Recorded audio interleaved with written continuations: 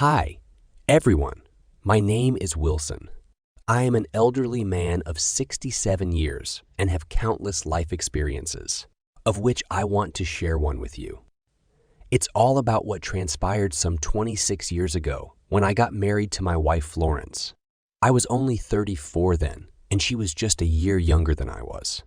Our marriage had been blissful until I noticed she had been cheating on me with a psychologist she met, and I took the law into my own hands in a quest to revenge her insane acts, and did something even worse than what she did. The next thing I knew, I was to spend a huge chunk of my life in jail. A whopping 26 years behind bars. It was the darkest moment of my life, and I thought I wouldn't survive it. But thank goodness, here I am today, as free as the air. I went through those 26 years of life imprisonment and came out with life, vigor, and hope, knowing it's not yet over with me. I decided to remain single for the remaining part of my life and have not regretted my action. I was a factory worker, working with a metal stamping and fabrication company in town before I and Florence went our separate ways, and I was thrown into jail. I and my aunt had attended a funeral ceremony somewhere in town when I was single and had just finished technical school. I was jobless and had nothing. I used to survive on handouts here and there from either my aunt or uncle, who had really been there for me. So when my aunt asked me to accompany her to the funeral ceremony of one of her close friends who had just passed on, I never hesitated. Little did I know it was going to lead to something bigger. We attended the funeral and expressed our condolences. While we were there, a young lady came around to serve us some tea, and she did that with all the care and courtesy in the world. I was so impressed by her simplicity and how jovial and friendly she was. We talked as though we'd been friends for a very long time, but in the meantime, that was the first time we'd set eyes on each other. We talked about death and life after for over 2 hours. I was really fascinated to find out that we shared the same ideas about life and the hereafter. We talked so extensively and enjoyed every bit of the moment. I was happy and glad about how she took the time to just sit with me and talk. She told me her name was Florence, and I told her mine. I was so elated and thanked my aunt for bringing me to that funeral that day. I and Florence exchanged contacts, and that was how our relationship started. We never dated per se. We were just the best of friends and had been like that for close to 6 years. After knowing the ins and outs of each other and having been related for 6 years, we felt we couldn't spend the rest of our lives with anyone but ourselves. At first, it never crossed my mind that we were going to end up together. Even though we had a strong and deep affection for each other, I was already talking to another lady when Florence told me she couldn't imagine spending her life with someone other than me. That sparked off some rush of adrenaline in me, and within a short while, we decided to get married in a very low-key way. Florence was a sales rep and had been working with a computer hardware company before we wed. She had been the major breadwinner ever since we got married due to my inability to secure a job. She's been a hardworking spouse and has been there for both me and our son. She's been selflessly providing for almost 1.5 years, and I really appreciate her for that. She had always encouraged me to take heart and not to feel less of myself or give up. And true to her words, I landed a cool job with a metal and fabrication company, and they had an awesome salary structure. I soon enough took over the wheels of responsibility in our home and had to relieve Florence of that burden. That was not only what I've achieved as a result of my new job. I also regained my self-esteem and my sense of prestige as the head of the family. We soon could afford the good things of life, such as a luxury car, outings, travel, vacations, and some other great stuff. One day, I had just returned from work after spending the whole day working on difficult projects that were mentally demanding. I was glad to reach home at last. At least I'll have some relief, I said to myself. Quickly, I asked Florence about how her day went, and she equally lamented about how stressful work was for her that day. She talked about some deadlines that were just on her neck, and her boss was not helping matters either. He seems to come up with additional tasks here and there and just add to the whole stress. Then she revealed that her therapy sessions after work that day really helped to relieve her of some of that stress. She talked about how she was ready to manage stressful situations as they came, having learned some unique techniques to handle them better. I was glad to hear all of that, and I assured her we'd soon attain a level of financial freedom where we wouldn't have to be the ones working. At that stage, we'll have other people working for us, and all we'll have to do is inspect and take inventories. I could see that her face was lit up when I said that. Then I jokingly added that I'd start coming with her to the therapy sessions so I could learn those skills and techniques I could use in managing my own stress. I was surprised to see her once. Light face suddenly wear an ugly frown. I wondered if my jokes were inappropriate or perhaps undermining her sensibility, and I quickly covered up my flop by laughing over the whole matter, realizing she took it seriously. But after a moment, it dawned on me that I never said anything wrong or insensitive. I was confused about how a harmless joke made Florence frown like that. Nonetheless, I went over to her to pat her on the back, telling her not to take it seriously, that I was only pulling her legs. Soon enough, it was time to go to bed. Jake, our son, had gone to sleep already, and we decided to also hop into bed and do a little business before we finally closed our eyes and sleep. While we were sleeping, Florence's phone started ringing. I noticed she had quickly muted the ringing tone and instead made it only vibrate. The phone kept vibrating and interrupting my sleep, and I told her to answer the call if it was important to save us all the disturbance. She then pretended and claimed it was her company's people who knew nothing about privacy that were banging on her phone with calls and texting her with work-related issues even after working hours. I got upset with them when she mentioned that. I decided I was going to file a complaint the next day asking them to stop disturbing my wife after working hours. But Florence asked me to leave that to her. She assured me that she would handle that and that it would never repeat itself again. I saw some sense in what she said, and we went on to sleep peacefully that night. On Saturday evening, just 2 days after the phone ringing and vibration incidents, I sat in the sitting room with Jake to watch a movie. Florence was in the kitchen, fixing dinner for us. Jake had lost interest in the movie we were watching. Instead, he picked up his mom's phone to play some games. After playing for a while, I noticed he had annoyingly abandoned the phone and resorted to watching the movie with me. I asked him why he decided to abandon the phone like that and get back to watching the movie he said was not interesting. He told me some messages kept entering her phone, interfering with his game. I asked him to pick up the phone and hand it to me, and he did that almost immediately. I was wondering what kind of messages he was talking about. I thought perhaps it might be something urgent. When I finally checked the messages, it turned out they were far from what I'd expected. Instead, I saw some nasty and vulgar messages talking about sex and all that stuff. The last message really caught my attention. It read, "I can't wait to see you tomorrow. Just keep it bare."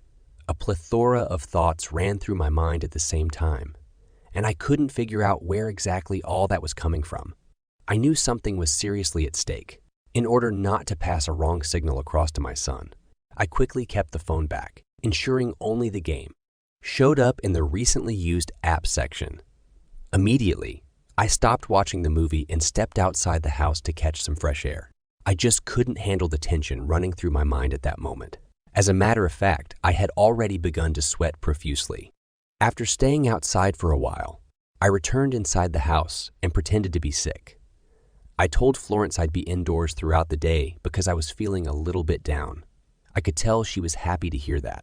But then, I wanted a situation where I created the freedom of going out to cheat in her mind, so I could trail her without her thinking about it. What I did was engage my unemployed dad to trail her behind and get back to me. I specifically instructed him to take pictures and make videos once he saw her with any guy and immediately call me. The next day, after he started trailing her, I was just about to step out of the house to go have some drinks in a bar when my dad called me. That was around 5 p.m. in the evening. He told me a guy had just come to pick Florence up at her workplace and was about to leave. I asked him to carefully trail them behind and text me the address. When he finally followed them to where they eventually entered, he quickly texted the address to me. It turned out that where they entered was the same clinic where Florence had registered for the therapy. Knowing the place very well, because I went with her the first day she got registered, I swung into action. Within minutes, I was there. I got inside but was stopped by the receptionist. She was trying to interrogate me, but before she knew what to do next, I'd pushed her to the side and walked straight up to where Florence usually had her sessions. When I opened the door, I saw Florence having fun with the physiotherapist in charge of the clinic. I was heartbroken. I stood there, watching them quietly as they disembarked from the armless chair they were using, and couldn't withstand the sight. I felt my world had just turned upside down, and I turned around and walked away. I was soaked in self-pity and regret, and didn't know what to do next. How could Florence give herself so cheaply to another man, a total stranger, looking all frail and lanky in stature? I boiled and boiled within me, and decided I was not going to take it. I was determined to serve Florence the same cup she just served me, and even worse. I decided to stay away from the house in order to successfully carry out my plot. I, my dad, younger brother, and son stayed somewhere for some days. A few days later, I asked my dad to assist me one more time. I really cannot explain why I decided to go with this idea, but that was what popped into my mind. I thought of faking my murder and then leaving a note behind saying that Florence was responsible for it, and my dad was going to make sure she was brought to book while I relocated to a faraway country where I'd never be found. My dad agreed to the idea. Coincidentally, when we visited the house to pick up some vital documents we needed for the setup, we spotted a disabled young man near a river that was just close to the house. A weird idea came to mind. We could as well kill the disabled guy and fake his body to be mine. Almost immediately, we approached the man, and when we looked here and there to make sure that no one was watching, we quickly strangled him to death and set his body on fire. When we were done with such a dastardly act, I placed my passport, identity card, and a few metalwork kits and accessories to make it appear as if the body was really mine. I felt a strong rush of guilt go through my mind when I committed that act that day. But then I had to follow the plan for the latter. It was time for me to disappear into thin air, and I had to go into hiding in another city, only traveling by bus. The following day, I learned that the police had arrested Florence and her affair partner, and I was glad to hear that. It showed that my grand plan was working. The arrest was made possible when my dad and brother accused Florence and her lover of murdering me. When the police found out that Florence had been cheating on me for a while now, it was a cogent reason for them to believe that she and her affair partner were likely the culprits in my murder. But not too long after they made the arrest, my son Jake, who also accompanied us that day and, due to my impulsiveness and anger, did not consider him inappropriate to be around when I did such a despicable act, blew the alarm. He told the police exactly how the murder took place, thus exempting his mother from the setup. Besides that, I had been seen by some pedestrian who had compared my face with my picture that had been circulating all over the place via television and social media. In the next 2 days, I was caught hiding in a hotel room, but I was surprised that my arrest happened to bring some relief to me, as opposed to making me sad and horrible. I never imagined how I could possibly live after setting up such an incriminating revenge. After being tried in court, I was convicted and sentenced to 26 years in prison for first-degree murder. It was as though I only succeeded in shooting myself in the foot. But then I knew that was not the end of my life. I braced myself for the worst and was ready for my term. I had hopes that I was going to be out of jail after 26 years. After spending the first 5 years in jail, I stopped worrying about how long was left for me to spend more. Instead, I thought of doing something to better my life even while in jail. I enrolled in some courses and learned some new skills. Soon enough, I had become used to the prison yard, and nothing else mattered to me. Now it's barely been a year since I got out of jail, and I couldn't believe that I spent a whopping 26 years of my life behind bars. I just can't tell how I managed to make it through. I really regretted my actions then. I remembered 26 years ago when I was hiding in that hotel room, trying to evade the police's arrest. I remembered how it all dawned on me that I shouldn't have killed an innocent person just because I was trying to take revenge on my cheating wife. When I thought of those 26 years of my life, I considered them a total waste for two people who weren't worth it.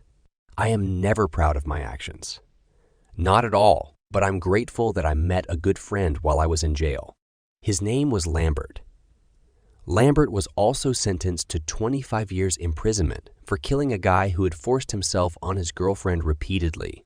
Lambert blew up his head with a shotgun one evening while he was chasing him off, and after being arrested by the police, he was convicted in court and sentenced to a 25-year jail term.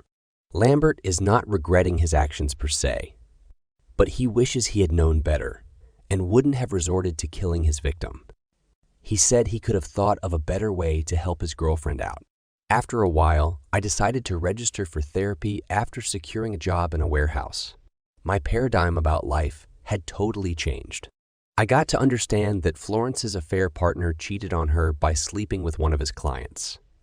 When he was caught, his license was revoked for 3 years with an additional fine. He had been jobless for a while and had to depend on Florence for survival. One day, he attempted to raise his hands on Jake, our son, and that resulted in a serious quarrel between him and Florence. They ended up parting ways, and he left to live a broke and disenchanted life, filled with lots of alcoholism and drugs. 26 years seems like a lot, especially with the technology that seems to have developed at great speed. I wish I would have reacted differently after finding out about Florence cheating on me. Specifically, the young man I and my dad killed didn't deserve it. Any amount of punishment wouldn't be enough for what I had done to him. I was disheartened when I eventually found out that he only had a mother who's now 78 years old. He was all the world to her and a source of joy and satisfaction after she lost all she ever had in mysterious ways. I often meet her and help her in some way now. I know she hasn't forgiven me yet, and I doubt if she ever will. All the same, I have made up my mind to continue to help her in every way I can. I am responsible for her, and that's the least I could do.